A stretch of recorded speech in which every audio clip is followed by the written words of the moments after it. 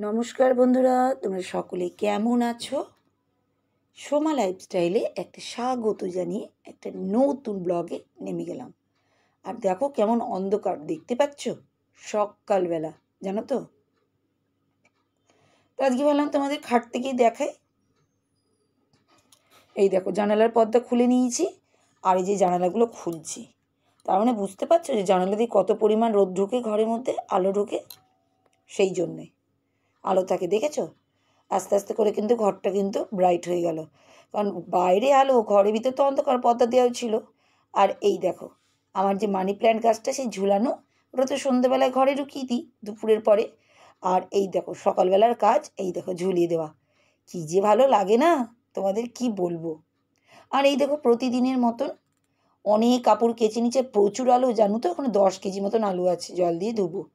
কাপড় কেচে নিয়েছি, কেচে নিয়ে তারপরে সব কাজ করি, জানো। এই দেখো কেচে নিয়েছি প্রচুর কাপড়, নিয়ে ছুটছি ছাদে। এই বর্ষার দিনে না খুব সাহস করে ছাদে যায়, জানো তো। কি করব বলো, আকাশে মেঘ, কিন্তু সাহস লাগাতেই হবে, কিচ্ছু করার নেই। আর সেই খুশির পুতুলটা, এই দেখো ওখানে, দেখো আগে তোমাদেরকে দেখাচ্ছি কি পায়রা, ও আমাকে দেখে স্টিল থেমে গেছিলো।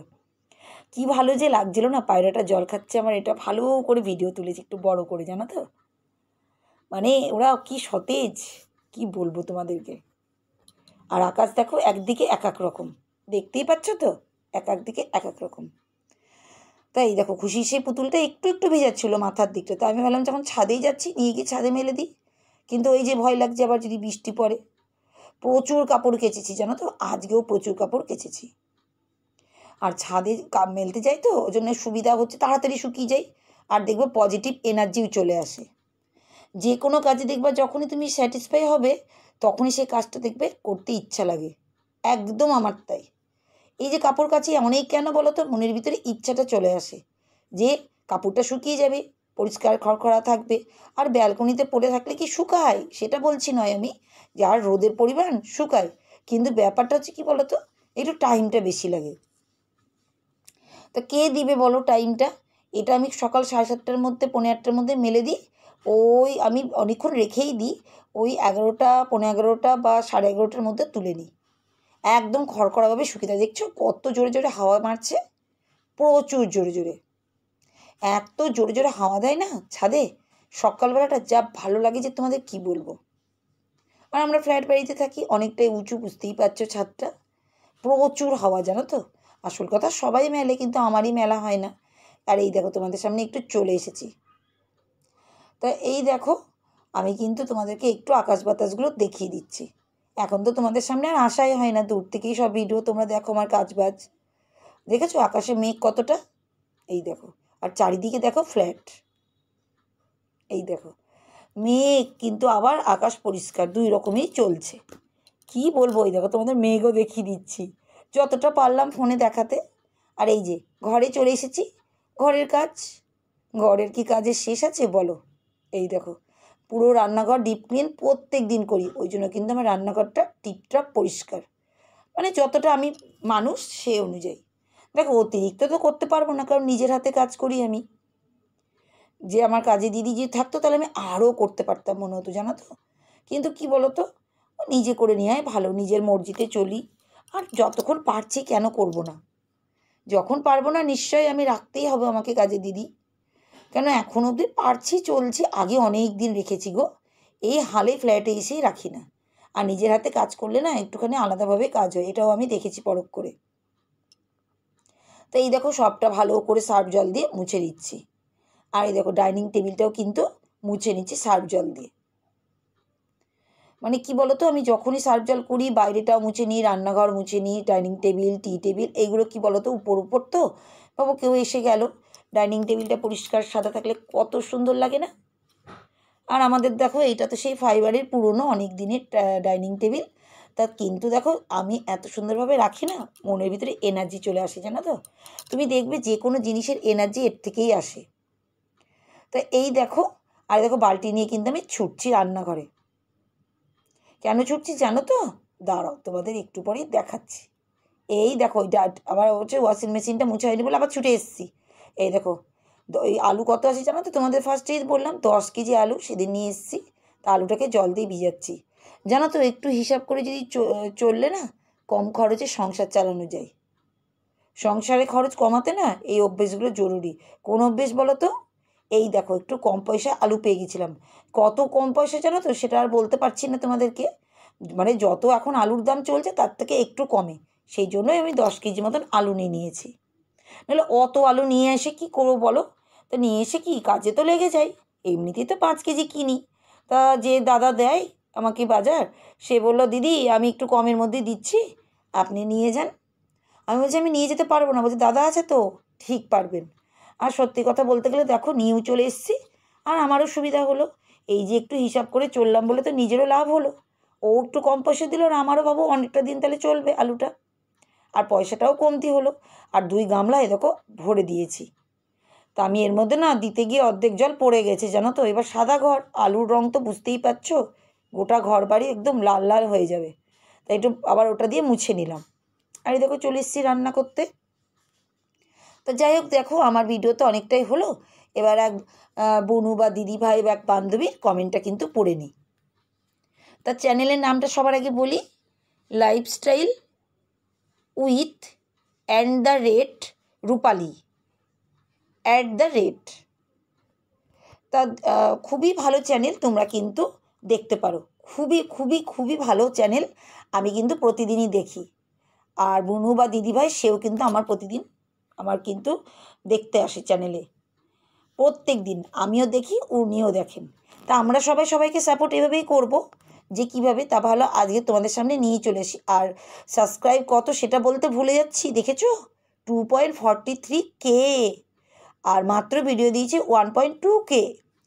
এত সুন্দর ভিডিও করে না যে কি বলবো। তোমরা কিন্তু একবার গিয়ে দেখে আসতে পারো।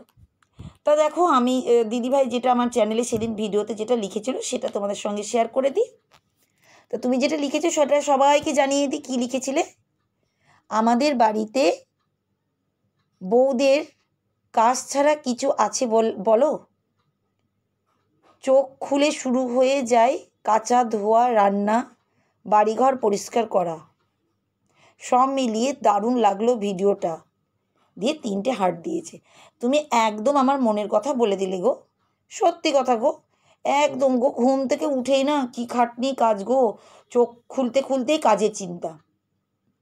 মানে কী কাজ কখন যে করব, সেই শেষ হতে হতে সে 3টে 4টে বেজেই যায়। কিন্তু করতেও হয়। সে তোমারও শুনছি আমার মতনই অবস্থা। জানো তো, একা হাতে করার কাজে দিদি থাকলে সে একই হয়, সে যদি একটু কাজটাকে নিপুণভাবে করে। তা সেটাই আমি করি, সেজন্য আমার একটু খাটনিটাও বেশি হয়। তা তুমি এত সুন্দর কমেন্ট করেছো, তার জন্য তোমায় অনেক অনেক ধন্যবাদ। আর নেক্সট দিন কিন্তু তুমি আমার চ্যানেলে এসো, সুন্দর সুন্দর মিষ্টি মিষ্টি কমেন্ট দিও। আমি কিন্তু আবার পড়ার চেষ্টা করব। আর তোমার চ্যানেলে তো যাই, দেখো আমি বড় বড় না দিলেও কিন্তু শর্ট ফর্মে কিন্তু তোমাকে বুঝিয়ে দিই কতটা সুন্দর তুমি ভিডিওটা দিয়েছো, কী পরিপ্রেক্ষিতে দিয়েছো। তা দেখো এবার কিন্তু তোমরা দেখো আমি কি রান্না করছি, ঝিঙে আলু পোস্ত। আর দেখো পোস্তটাকে ভালো করে কেটে নিয়েছি, মশলাটা ভালো করে কষে একটু নিয়েছি, মানে পোস্তটাকে একটু পেঁয়াজ কুচি, একটু কালো জিরেও দিয়েছিলাম জানো তো। আর এই দেখো ঝিঙেটাকে দিয়ে নিচ্ছি। আর তার সঙ্গে কি বলো তো, একটুখানি দিয়ে দেবো, এক্ষুনি দেবো আলু। দারুণ টেস্ট হয়েছিল জানো তো ঝিঙে আলু পোস্ত, তোমাদের কি বলবো, খেতে বেজায় দারুণ দারুণ। আর এই দেখো আলু দিয়ে দিচ্ছি। ভালোই লাগে কিন্তু খেতে, কি বলো তো, এই গরমে না একটু এসবগুলো খেতে ভালো লাগে। সব সময় তো খাওয়া হচ্ছে মাছ মাংস ডিম, তা বললাম আজকে একটু নিরামিষই করবো। কিন্তু সেও কি আর হয়, কি আর বলবো, সেও হয়নি গো। এই দেখো ঝিঙে পোস্ত করছি, আর ওইদিকে আবার আলু ভাজাও হবে। আর দেখো ঝিঙেটা একটু না বেশি দিনই জল একটুই দিচ্ছি, কারণ আস্তে আস্তে করে ফুটবে, আমি রেখে দিয়ে পালাবো অন্যান্য কাজের জন্য। আর এই দেখো আলু ভাজাটা এমনভাবে ভেজেছি না, কড়াইয়ের আশেপাশে লেগে গেছে। তোমাদের আর দেখালাম না, সবসময় বেশি রান্না দেখিয়ে দিই। আর এই যে সেই আলুগুলো নিয়ে তো মানে অনেক কাজ গো, কি বলবো। আর দেখো ব্যালকনিতে আবার চলে এসেছি, রোদ্দুর দেখো কত সুন্দর রোদ্দুর, দেখেছো তো, দারুণ সুন্দর। ওই যে বললাম কখন যে কী রূপে থাকে আকাশ তার কোনো ঠিক নেই। আর এই দেখো আমি কত গাছে ফুল হয়েছি, দেখেছো তো, প্রচুর ফুল। তো জানি না, একজনা আমাকে কমেন্ট করেছে গাছের ফুলটার নাম, আমি আবার ভুলে গেলাম কী নাম, লিখে রাখলে হতো মনে হচ্ছে আমাকে যে কী গাছটার নাম। জানো তো, সেই জন্যই হচ্ছে মুশকিল। তা আমি ওই কি বলো তো, ওই গাছটাকে আমি সেই অফিস টাইম বলেই কথা বলি, জানো তো। তা এই যে কথা হচ্ছে, তোমরা যে যার নাম জানো, ভালো লাগলো। আর আমাকে কিন্তু কমেন্ট করে বলেওছে সে যে গাছটার নাম হচ্ছে, গাছের ফুলটার নাম এইটা। তা যাই হোক, তা এই দেখো আমি কিন্তু ওই যে আলুগুলোকে এদিকে ধুয়ে টুয়ে রাখছি, আর এদিকে ব্যালকনিটাকে একটু ভালো করে মুছে দিচ্ছি। একবারে যেমন মুছি সার্ফ জল করে আমি মুছে দিচ্ছি। কেন বলো তো? কারণ এখানে সব আলুগুলো ফেলবো, অনেকটাই আলু, বুঝতে পারছো। 10 কেজি মতন আলু, তাহলে বুঝতেই পারছো যে কতটা হবে।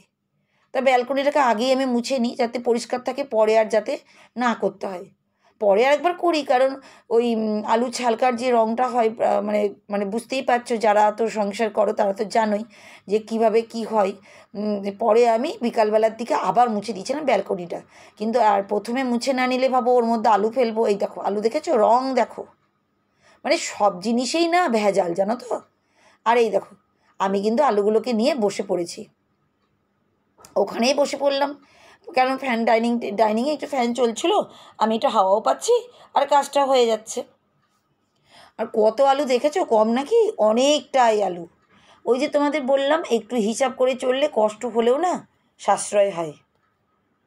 আর এটাই আমি অভ্যেস করছি, কষ্ট হলেও সংসারের জন্য যদি একটু কিছু খরচা করি বা একটু কষ্ট করি, কি আছে? দেখো খরচা করলেও সুখ পাবে না, সেই জন্য একটু সুবিধা বুঝে চলতে হয়। তাই দেখো সব আলুগুলো কিন্তু আমি ভালো করে ধুয়ে নিচ্ছি, কারণ যেভাবে মাটি বাবা রং। আর এই দেখো অনেক আলু, অনেক আলু, পুরোটাই গোটা ব্যালকনিতে আমি মানে বিছিয়ে দিয়েছিলাম, জানো তো। বাইরে কাপড় চোপড়, মানে কাপড় চোপড় তো মেলি না সেরকম, ওই গামছা টামছা মেলতেই যখন স্নান করে খুব প্রবলেম হচ্ছিলো, মানে এতটা আলু গোটা ব্যালকনি জুড়ে গেছে। 10 কেজি মানে বুঝতেই পারছো, অন্যদিন 5 কেজি নিয়ে এসে, আজকে নয় 10 কেজি নিয়ে এসে, এটাই যা। তা দেখো আমি কিন্তু পুরো আলুগুলোকে ব্যালকনিতে ভালো করে একদম বিছিয়ে দিচ্ছি। আর প্রচুর রোদ্দুর ছিল আর হাওয়াও ছিল, তা আমার একটা সুবিধাও হয়ে গেছিলো। সেই জন্য কিন্তু আমার সুবিধাও হয়, জানো তো, এই ব্যালকনিতে। কারণ পশ্চিম দিকে প্রচুর রোদ আসে, জানো তো। এই 12টার পর থেকে রোদ্দুর একদম শুরু হয়ে যায়, প্রচুর রোদ, গরম। আর ভালোও লাগে, আমি একটু রোদ পছন্দও করি। তো এই দেখো দুপুরবেলায় আবার ডিম ভাজা করে নিয়েছি, বললাম না খাবো কি এইটা। এই দেখো। তা আমার ভিডিও কেমন লাগে তোমরা কিন্তু কমেন্ট করো, আর একটা লাইক দিও, আর কিন্তু পুরো ভিডিওটা দেখো। আজকের মতন আসছি, টাটা।